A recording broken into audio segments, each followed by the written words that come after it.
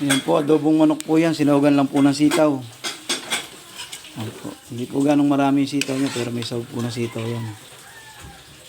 Ayan. Kasi sa mahal po ng sitaw. Ayan po yan.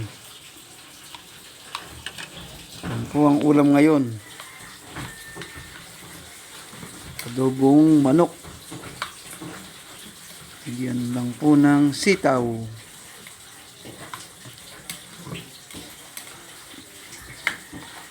Po ay ulam na po ng hapunan yan. Panghapunan na po yan.